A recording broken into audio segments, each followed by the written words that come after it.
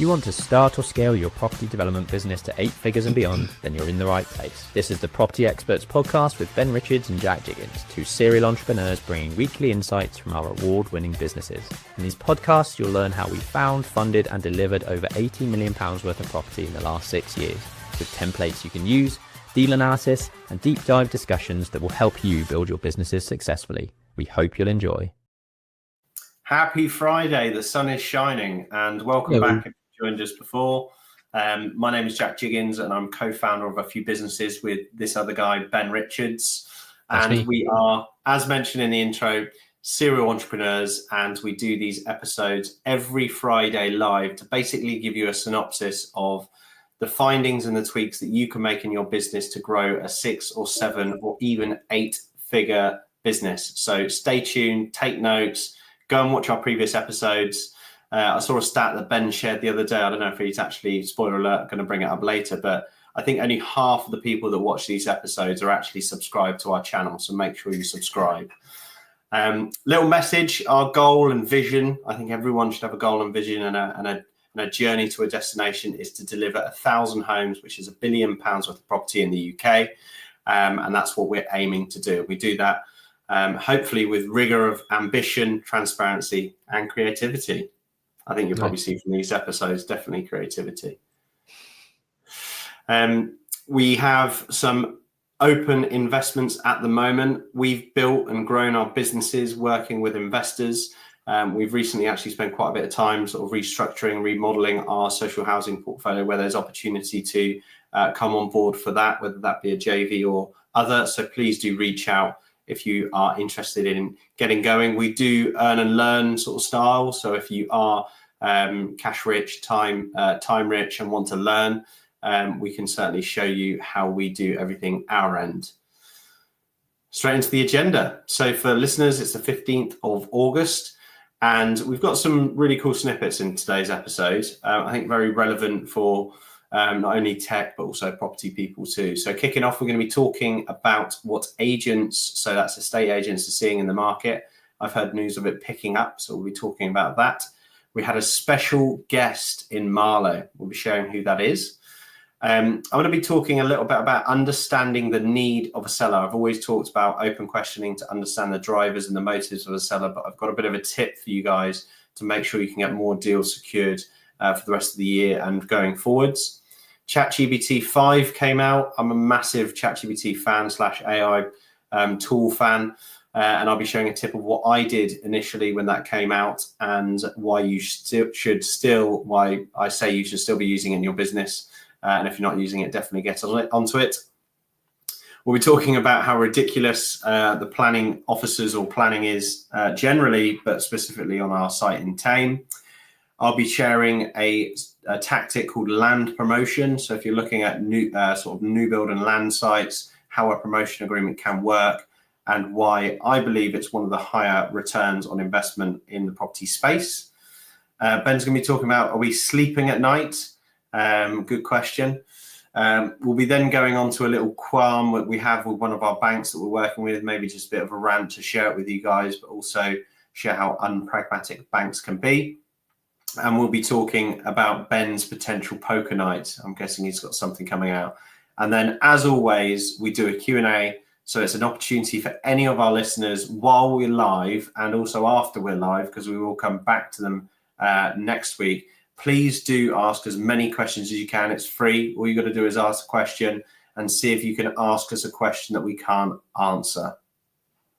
Very good. Hello, everyone. Let's get stuck in. Before we jump into fully in the agenda, this was at the end of it, but I've brought it forward because I think it's super important that people hear about it at the start of this episode. We are embarking on our latest charity challenge this year. If you've tuned into our journey over the last few years, we have done a 41-mile kayak from Abingdon down to Oxford in one day, swapping in and out of tandem kayaks and jumping through locks, and it's been absolutely incredible for those 2 days that we've been out on the water over the last 2 years. We're changing it up. We're dropping our kayak paddles and picking up paddle rackets instead, and we are doing a marathon charity paddle challenge. So we are starting at 7 o'clock in the morning and we are going all the way through to midnight. So if you fancy any part of a 17-hour stint of a charity paddle match. There's a link hopefully down in the bottom. If not, DM us and we can send you a link to fill in your details and sort of register your interest for the day. We've basically sort of want to throw it out to everyone, because what we figure is the more people that are involved in this, the more money we can raise for the charity Mind, which is all about mental health awareness. So on the 5th of September, you don't have to come for the whole stint. You could come for 1 hour, 2 hours, 3 hours, whatever it may be. Part of the link that we'll be down below has sort of 3 hour time slots. So we just want to know sort of when people are likely to arrive. We're looking for sponsors for the event as well. So if you've got a business in the property industry and want to be in front of a huge amount of property owners, property developers, property investors, and entrepreneurs, then let us know. We're looking for people to sponsor the event.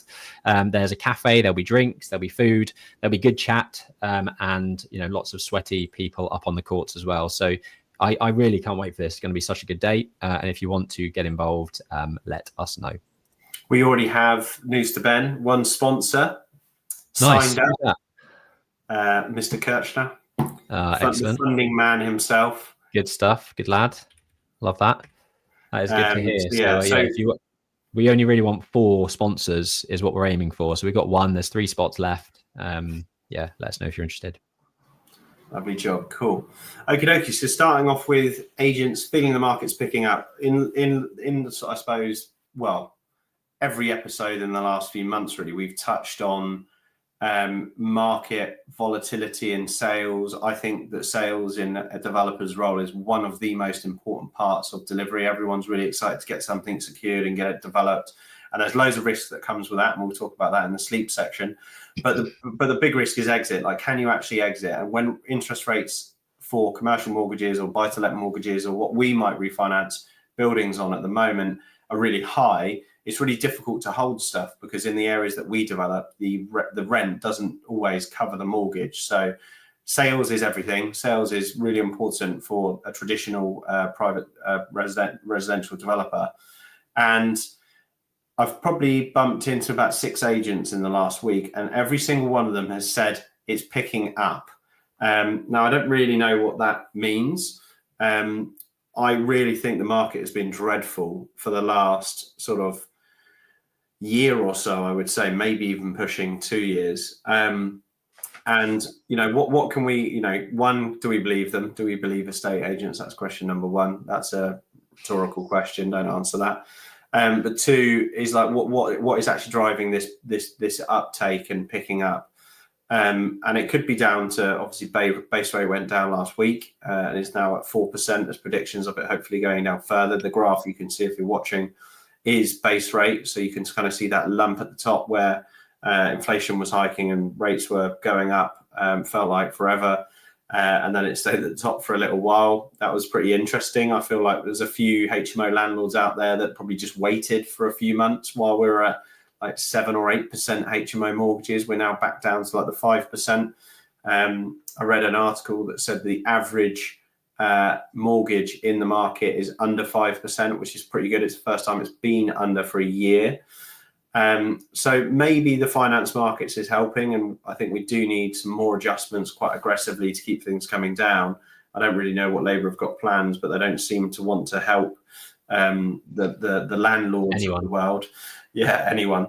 Well, unless you're coming over the channel. Silent seeker.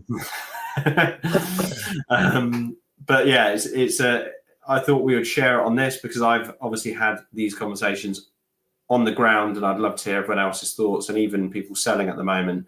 But we hope that we do have a good flurry of sales over the next 12 months. I think we really need it. Developers need it. People that have moving house that need it. We obviously had the stamp duty change, which, I mean, it peeves me that we get punished or charged, shall I say, tax to move house. I think that's really immoral, personally. People don't move houses because they're being successful, which is why taxation and income tax is in place. If you're earning 100 grand, you get a relative amount of tax. What if you have to move house for other reasons? Like, what if you have to move house because you need to relocate because, a family member needs care? Or what if you want to move house because you want to change your scenery? I don't think the government should benefit from that. So hopefully there's some stamp duty incentives. Hopefully there's some developers incentives like Help to Buy. And hopefully base rate keeps coming down. and we can start to see more activity in the market, because it's activity that, I mean, it really annoys me that Zoopla and HomeTrack do house price index, which I don't think is really that relative.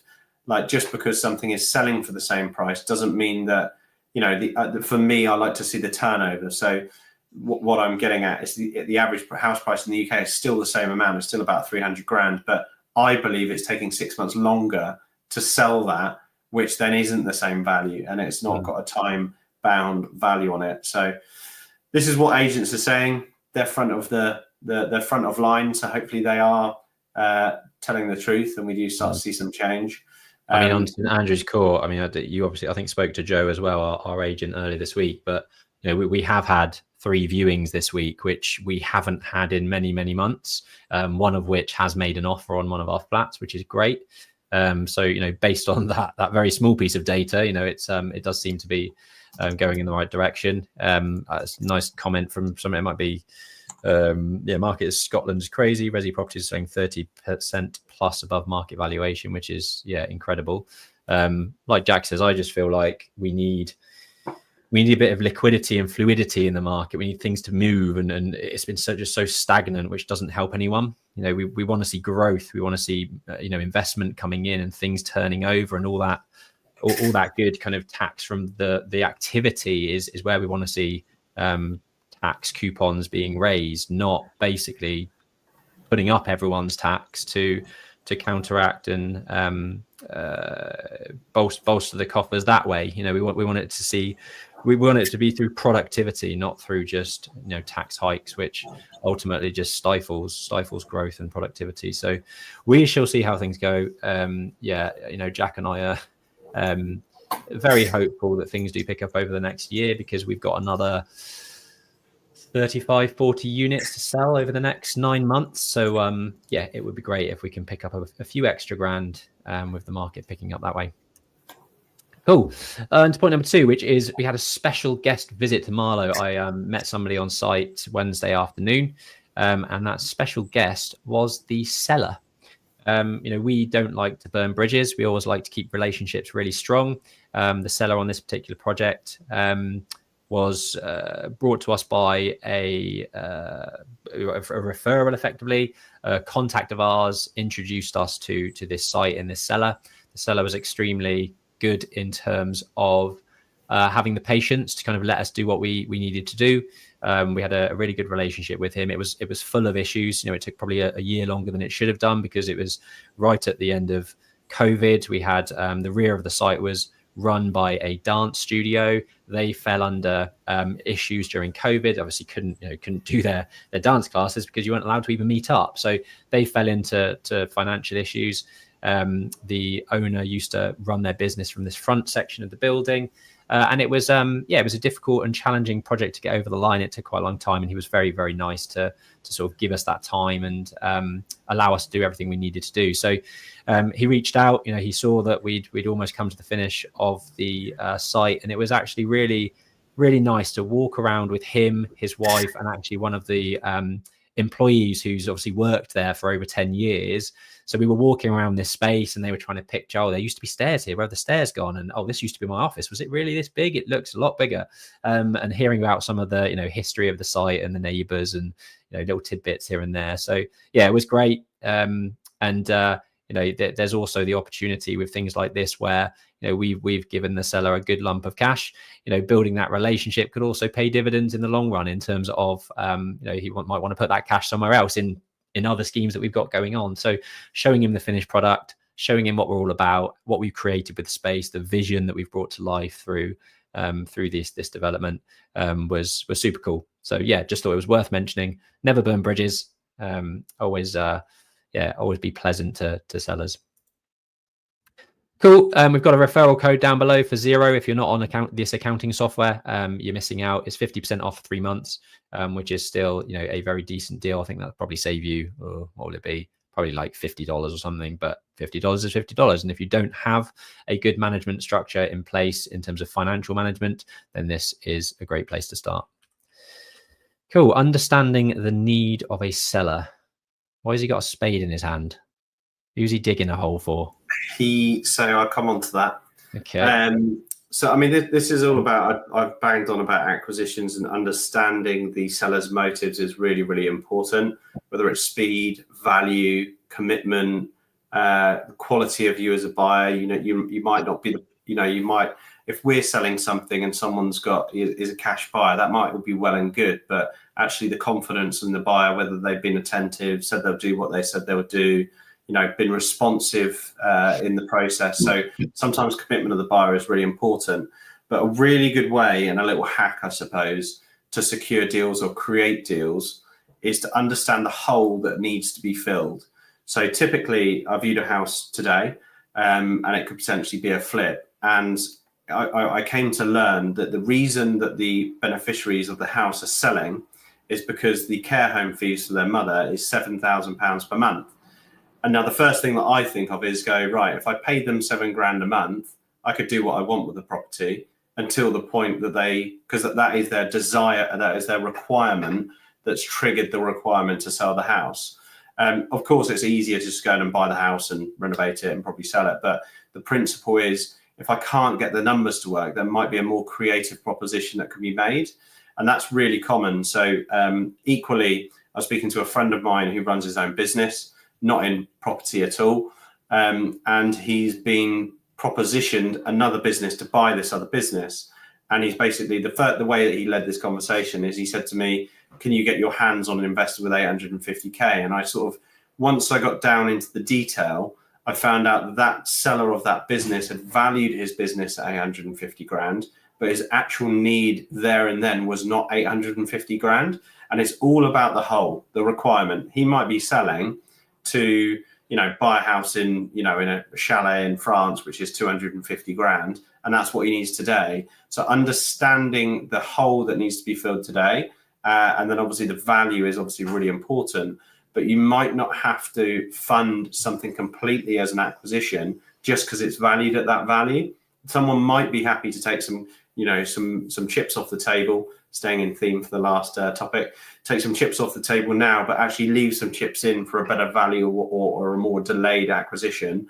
And that's really important to understand from a seller's perspective, because it's not all just about the value. It can also be structured in many ways that you can facilitate filling the hole that's needed to be filled.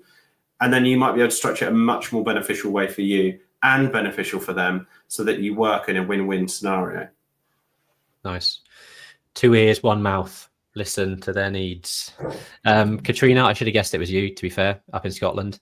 Things seem to be flying off the shelf for you, which is awesome. Send some of that down this way. ChatGPT-5, I watched an incredible video of this from a marketing guy that I tune into quite a lot on YouTube. And the stuff he was doing with it was, he basically, you might come onto this, but he was basically building his own business coaches from people out there that have massive businesses. So he basically got ChatGPT-5 to read 100 Million Offers by Alex Hormozi and lots of other top business people, digesting their books, creating a 20-page kind of synopsis of everything that they're about, and then effectively creating an AI agent with the knowledge and thought patterns and beliefs and stuff of those people, so that he could then get business advice from that AI agent, which thinks and acts and has the kind of knowledge and understanding of those top business people. So it's basically having this AI business coach non-exec in their pocket, which could help them sort of answer questions within the business and bounce ideas around based on their beliefs and what they know and all that sort of stuff. So it's just ridiculous what it's about. Yeah, mine's not as comprehensive as that, but little exercise. Point one, if you're not using any form of language model or AI or using AI to your advantage, you're really, really missing a trick. And one thing that we did in our business is we actually trained our team on it. So we did a masterclass session so that everyone in the business could understand how to use it in their work. Now, if they get 1% quicker every day, think about that speed over a year and think about the cost saving or the added work that they're doing in the business is uncomparable. And there's actually talks currently unemployment is rising, and I actually think the biggest cause to it, alongside Labour's meddling with national insurance and making it difficult for businesses to be a business. But alongside that, I actually think it's AI. And I think that a lot of roles and things that you can do with AI really do save a lot of time and efforts. And there's very basic sort of data analysis roles that are just completely replaced, which is crazy. But one thing that I did, and I can't actually read it on that screen because it's a little bit small, so I'll get my ChatGPT up, is I just asked ChatGPT, what are the main changes given my previous searches and how can I best utilize the changes in ChatGPT 5? And it gave me quite a comprehensive feedback in what's been changed, how that's adaptive to me, and how I can benefit from it, because it's obviously got all of my history of my search criteria, what I'm it's all, I have the most eclectic search criteria in the world. I'll give you an example. Didn't you do some like dog count? Oh yeah, how often you need to buy your dog? I mean, that's actually a really good hack. I'd highly recommend this to everyone. For anyone that buys things off like Amazon, and you're like me and you don't subscribe and save because you're worried that you'll have too much of it or not have enough. What I did is I went on my order like cart in Amazon, searched the product, which was dog food, screenshot the amount of orders that I've made over the last 3 years on the Amazon account. So it's got everything dated. And then I dropped it into ChatGPT and I said, I'd like to subscribe and save on this item. Can you tell me how frequently I would need to order this on an average of the last 3 years and allow like a 1% buffer? And it basically told me that I need to order the dog food every 7 weeks and 6 days. Nice. I think, I mean, it's like that. A calculation is just, I love it. I absolutely love it. I mean, my ChatGPT is so funny. My search criteria, like for example, I searched the relevance for a PTAL rating of parking of 3 in a residential conversion from office to resi, so that I could get ChatGPT's idea from a planning consultancy perspective, all the way down to what was Oppenheimer's personality really like in real life, because I thought the movie Oppenheimer didn't portray as what he would actually be like. So it's an eclectic mix. So I don't know if the adaptation of the upgrade of ChatGPT 5 really understood what I'm getting at, but I thought it was very relevant and to share for you guys, so that you can try and utilize those changes that have come into place, and actually maybe even just ask it how you're not utilizing it at the moment. Forget 4 to 5. Because it's a powerful tool that knows how you should be using it and utilizing that facility.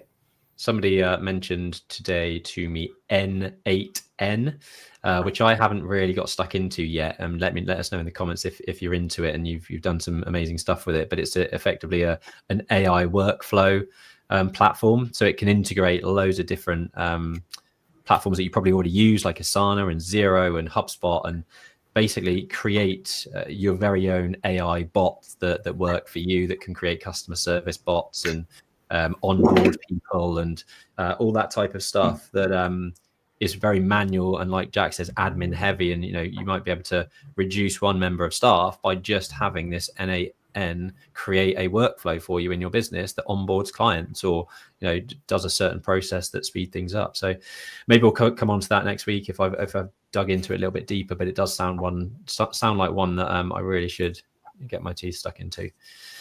Cool. Progress at Thame. If you've been following this, the journey of this development over the last sort of 18 months, you'd have understood that we've shifted tenants around to one end of the site. We've got a sort of re-geared leases on 2 of the commercial tenants at one end, which are now happily in their new offices and ticking along.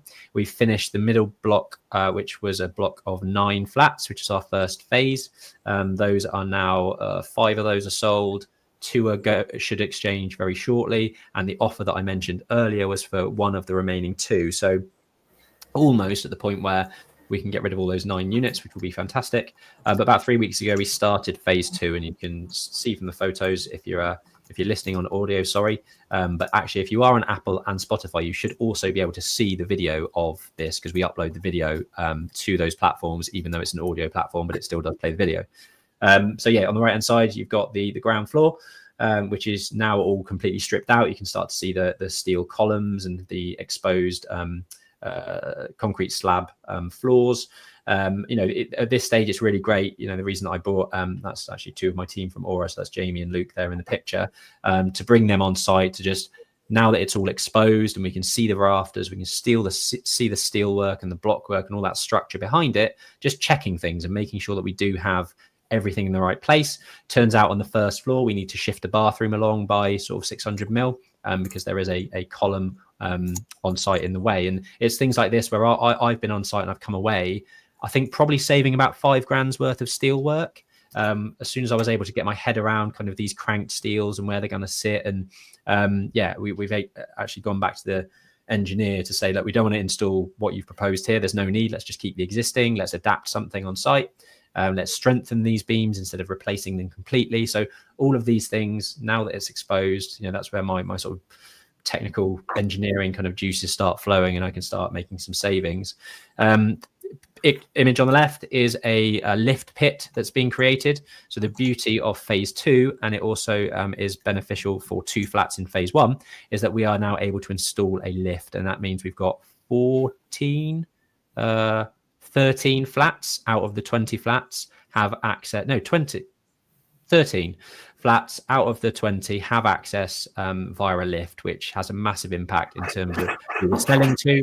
There's a lot of downsizers in the area that are buying these flats. So having a lift is so crucial for them, which was, for the sake of what probably will be $50,000 worth of structural work. The lift itself is about $35,000. There'll be work in terms of stuff associated with that, probably $50,000, but that $50,000 spread over the 14 units, we'll get that back and probably 3 times the amount of spend on that in terms of the additional value it adds to those flats.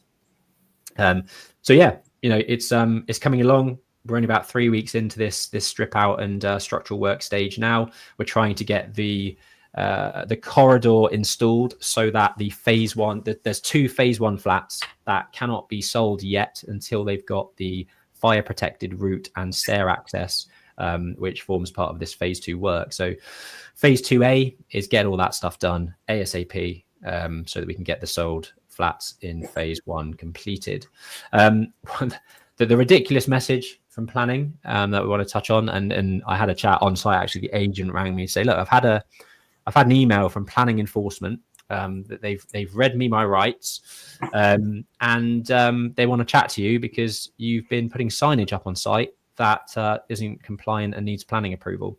So just to talk you through this, on the right hand side is what we've had printed. Like really, it's designed fantastically. It really sort of is completely inoffensive. But there's 2 pillars that access off of the high street onto our private land to our car park and our site. So those pillars I had wrapped. I thought it's a great idea to get some marketing on the site for people walking past. We wrapped the pillars in this design here. QR code, stunning contemporary apartments, register your interest, all that sort of stuff, some arrows to say, come on in, take a look. But ultimately, as a resi development, you are only allowed a 0.6 meter squared estate agency board or marketing. And one of the lovely neighbours has basically dobbed us in to the council. Planning enforcement was called. And when I say read rights, I literally mean in the email, it said, are you old enough to know the bill, Jack? Yeah, I know the bill. Yeah, the bill. Yeah. Where they say you do not have to say when mentioning question, whatever it is, whatever you say, maybe used against you in a couple of. They literally had that sentence in the email, which I thought was just hilarious for this little sign. But yeah, we're gonna have to take it down. It's shit because I think it looks great. It's very inoffensive. It's well designed, blends in nicely, but it's a nice bit of marketing. But the email was just comical, really. We've talked about all the time on these chats and ranted about the planning department. And when I get emails like this, where some job's worth is having to deal with stuff like this and not reviewing our planning applications or have the resources enough to kind of deal with actual planning applications and pushing them through, yet they're stuck with NIMBYs and local busybody nosy people that just seem to be offended by signage like this and dobbing us in, just takes the piss. But anyway, yeah, it was a fun conversation, interesting email, but ultimately we have to take them down. Gutted. Cool. We had our boardroom session yesterday. It was nice to see some faces. A few people away, obviously on summer holidays, etc. But we meet every month for 4 hours. It's a chance for Jack and I to host a group of kind of investors and developers that want to start or scale their businesses and do larger deals. So we run through deal analysis. We look at kind of hot seat business coaching in terms of individual needs, whether that be finance or talking about what talent they need to bring on board, or finding opportunities and structuring their businesses, or that sort of stuff. If that sounds of interest to you and you're really looking to scale your business a lot further in 2025 and 2026, then comment Boardroom below or DM one of us and we can send you further details. Likewise, on that note, we've mentioned a lot over the last couple of months that we are very, very busy. I think Jack had one today actually, of one-to-one consultancy, mentoring, however you want to see it. Ultimately, people coming with very specific project problems within their business. They want some insight. They want to tap into our knowledge, our contacts, and spitball ideas around how they can solve those issues, not make the mistakes that we've made. That is what that one-to-one coaching is all about. So if you're interested in that, you can either sort of buy an hour of our time or package it up and buy 4 hours that can be spread across 4 1 hours or 2 hours, or one full 4-hour session where we dive deep and lift up the bonnet and look at the engine of your business and try to tinker around and make things a lot better. So get in touch if that one-to-one type consultancy is also of interest. Highest return on investment, land promo, and what is it? So if you've been on our channel before and you've been listening to us talk about various different things, you've probably heard us talk about subject to planning permission, and you've probably heard us talk about conditional offers and things like that. XP are looking at a site. We actually got a bid on it today. Hopefully none of our competition are listening. It's quite a small site, so I don't think we will overlap with anyone. But we decided to push a land promotion on it. So I thought, why not? Because it's fresh in mind, talk through a land promotion, talk through how it works, also talk about why this particular site benefited, we personally think, from a land promotion. So our business is trying to take on sites between sort of 5 and 40 units is kind of our bag. This site's a bit smaller than our sort of minimum threshold. And it's a planning play. So the typical way most bidders will be looking at this is conditional offer. It's a field. It's a very small field. And the typical bid will be a conditional offer to buy the field. The buyer, the developer, goes through the planning process to secure the planning. When the planning is consented, that condition is then relieved. So they then buy the site for whatever value. Because it's quite a small site, that's a lot of aggro. And to get it all acquired and build up the limited company and find the investment and to deliver the site, we think it's a little bit fiddly. So because we have the surveying business, the architectural practice at our fingertips and the knowledge to get the planning consent that we like, we thought actually there's probably a better way to work this. And that way is to essentially promote the site, which sounds like we're going to get a megaphone and start talking about this site. It's not really the case. The way that a promote structure works is you have a JV agreement that's drawn up. It's between developer or planner and the landowner. There's a value of the land attached to it in its current form. So let's just use, for argument's sake, this field on the screen is worth 500 grand as a farmer's field. That is the land value that gets thrown into the specific value. You sometimes don't have land value, and I'll come on to that shortly, but a land value for what it is today.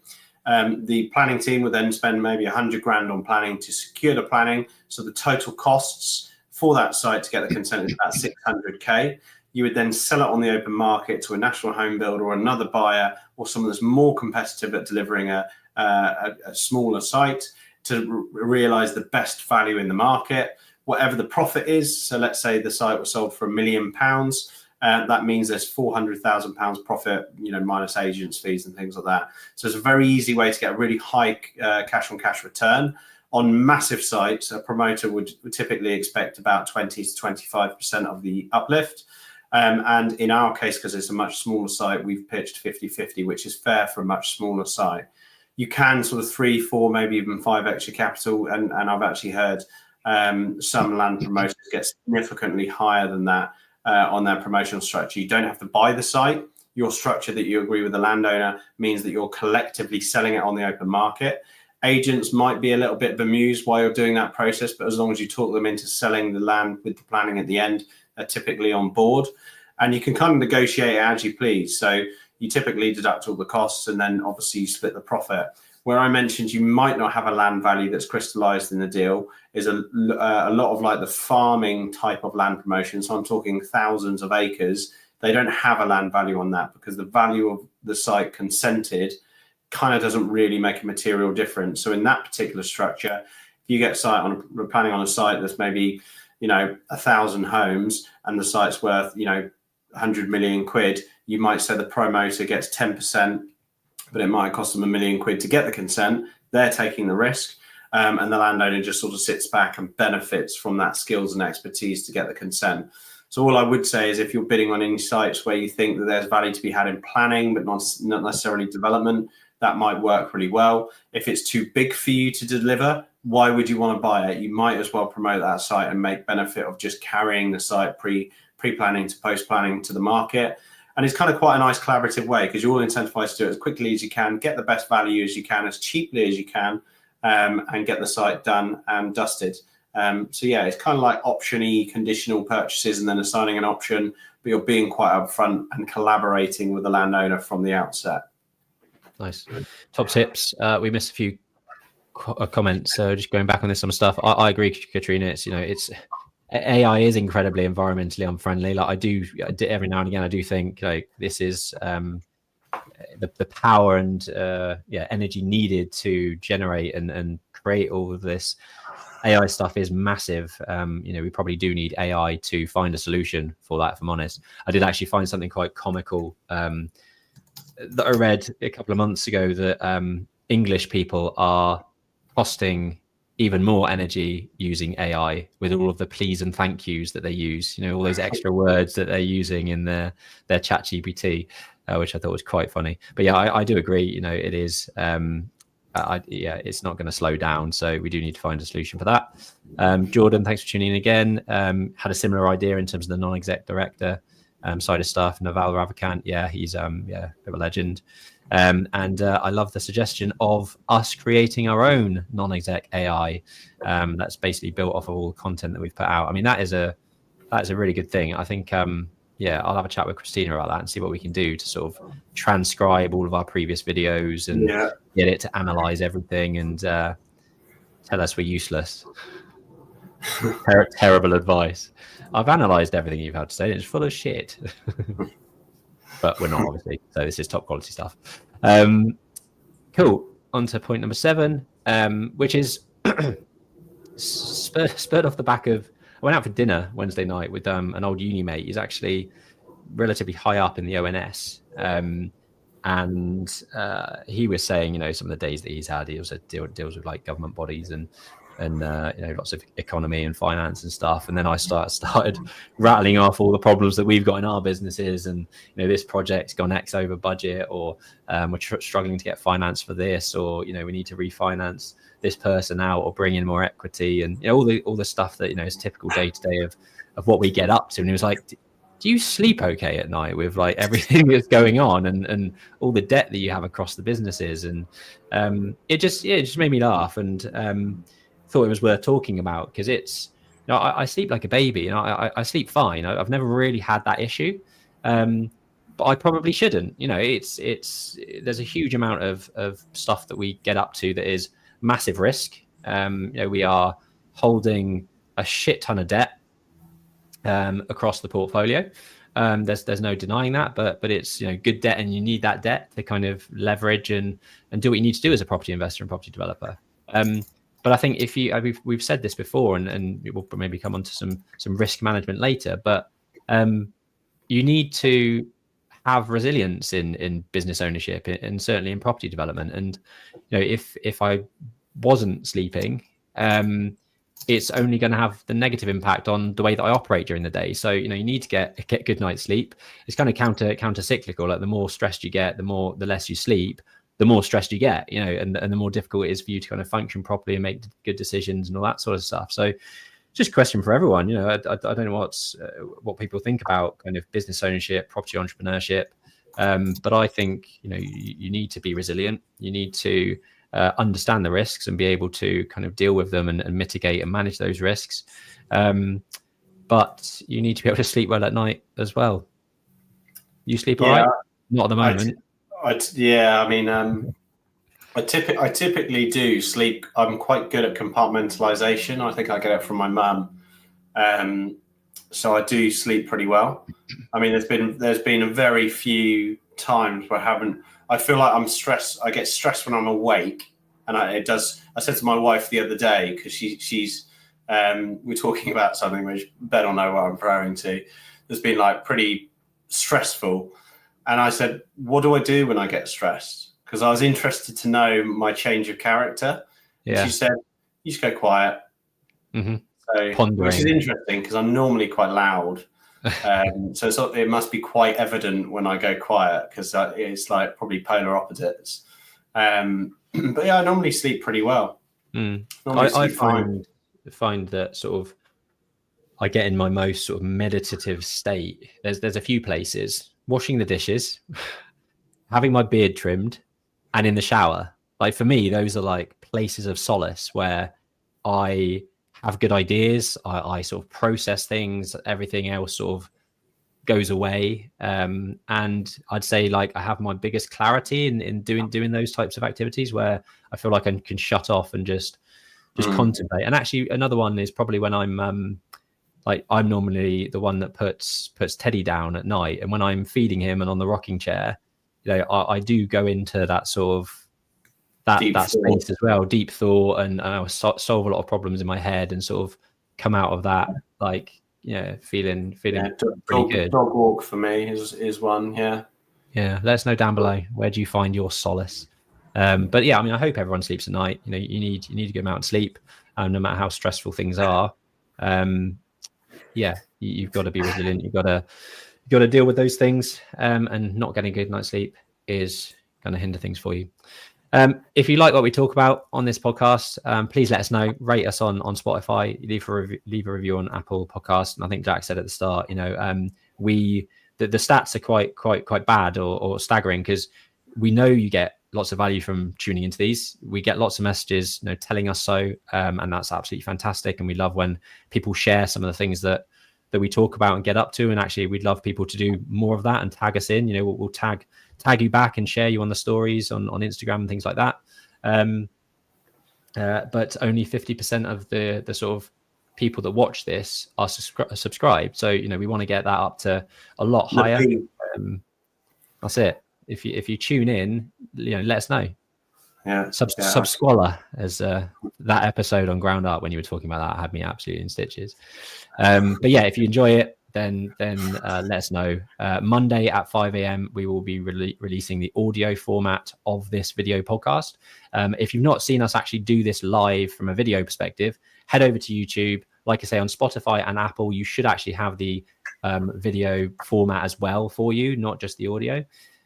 So yeah, you can see some of the projects that we work on. You can see some of the diagrams that we're talking about. And I think, you know, we like to be quite visual with it. So video is definitely the best format. And you got some banking issues. Yeah, absolute bankers. So long and short, this is a house. This image that you can see is a house that we finished in Caversham.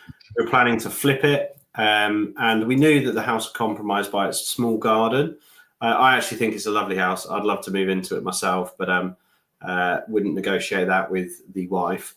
But it's actually a really lovely house. Put it on the open market to sell it. We kind of had a buyer nibbling at guide price, which was great.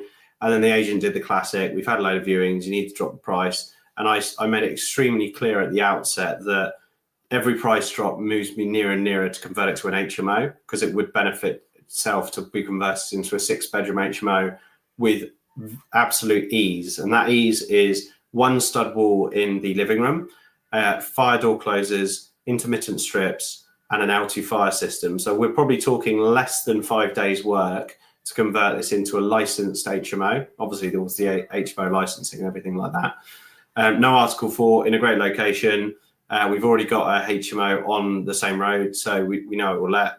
But we kind of thought to ourselves, let's cash in, and we always developed it knowing that we could convert it to an HMO. It would be very luxury because it's got like quartz worktop, blah, blah, blah. But anyway, and the existing lender is being an absolute pain and saying that we can't do the works until we're off their mortgage onto a new mortgage, which creates this like really difficult position where we need to do the works to get the license and have it valued as a 6-bed HMO, but we can't do the works because the existing mortgage company won't let us do it. Well, what's their reasoning? Because it's a change in the asset, but none of what we are doing needs planning. So if this was another, let's just say, for example, I had a buyer walk in and say, I really like it, but I'd like a stud wall put here and door closers put on. It wouldn't be a problem. But it obviously is because we're changing the asset. And the funny thing about changing the asset is that actually, one thing I do get is they haven't done a red book valuation on a HMO GDV valuation. So what they should say is, let's do that and make sure that we're not compromised on our loan. But what I don't get is I think it would actually add value. I think it probably adds about 50 to 70 grand in value for the cost of about 7K. So anyway, pain in the arse and annoying because I thought this lender was really good. And I was really enjoying working with them, and then now they've done this. So, what would realistically happen if you just did the work? Apparently, it'll be breach of the mortgage. Fraud. Yeah, and they said that they would send their asset manager around to have a look. I mean, I just don't get it. You know, you could create this as a home and still put a more enhanced fire detection system in and a more enhanced, intermittent. It's just. Exactly. Absolutely ludicrous. Yeah. I mean, we could have done it all from day one and still sold it as a private home. But anyway, and they wouldn't have known any different. We're challenging it at the moment, but I just thought I'd make that relative because I think for our listeners to learn, we talk about having multiple exits, and I'd just say be very cautious about how you deal with that towards the end, because you obviously want to make sure that you don't get in trouble with the lenders. Yeah, fair.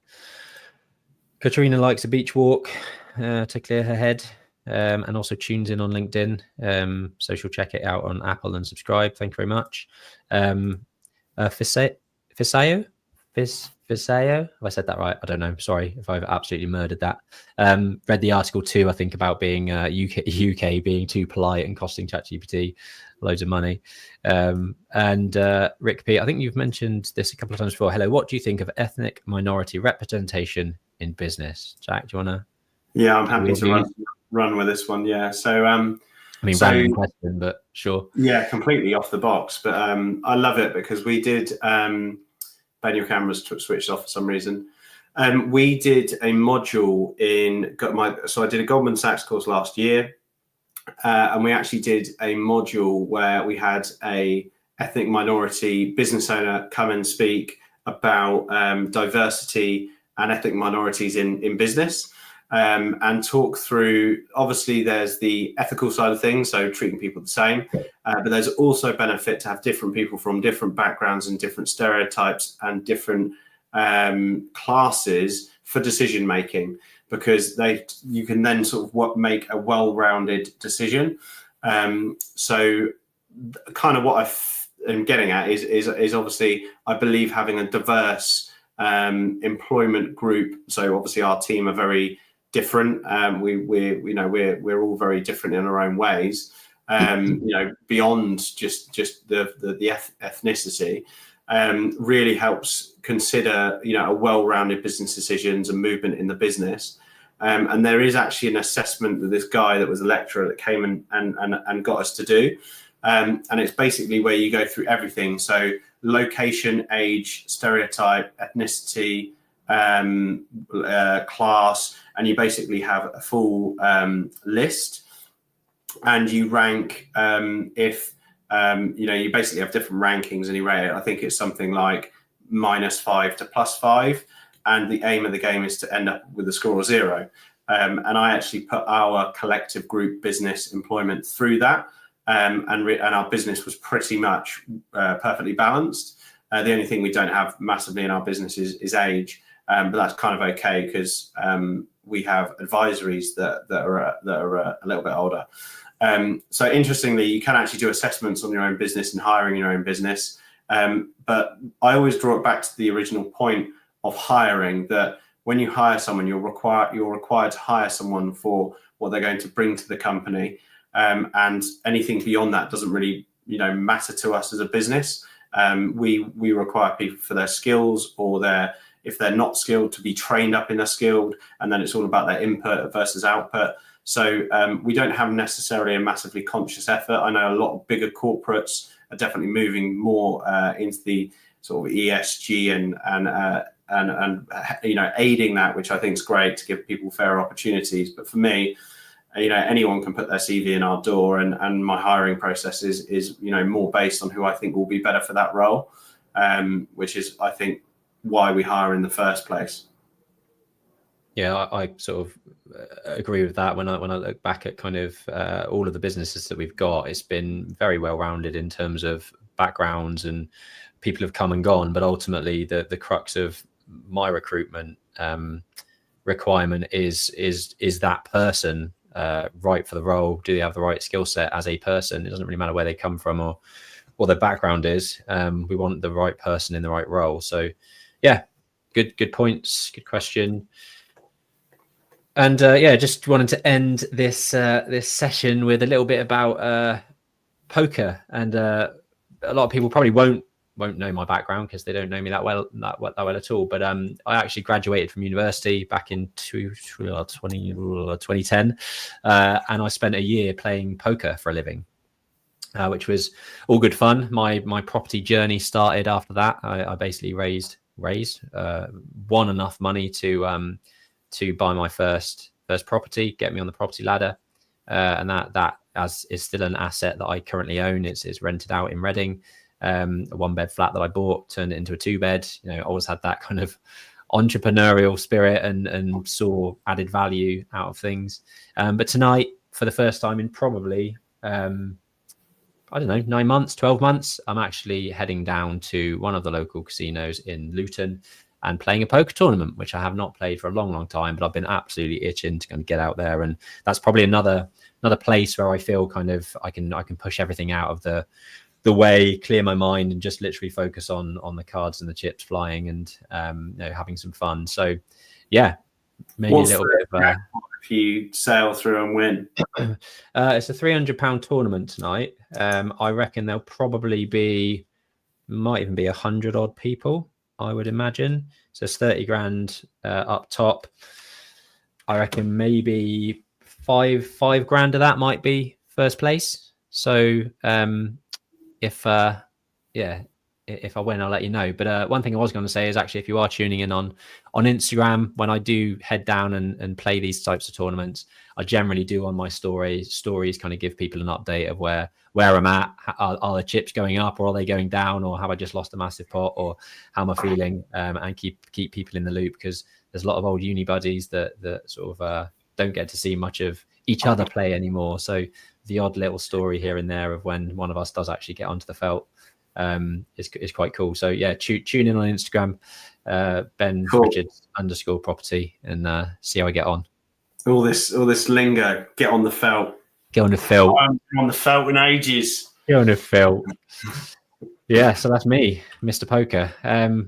Q&A page is blank today. There was one on there about that fire door, but I didn't really understand it, so I'm not gonna answer it. Any other questions that you've seen come in this week that are worth touching on? No, I think we've answered all these ones as we go. It's good to see some fresh faces in there. Yeah. Thanks for tuning in. I think we can go, and you can go and count your cards. Yeah, let's go get the cash out and go and win some monies. But I'll let you know how it goes. Have a good weekend, everyone, and stay safe. See you later. Stay safe. Stay safe. See ya. Bye.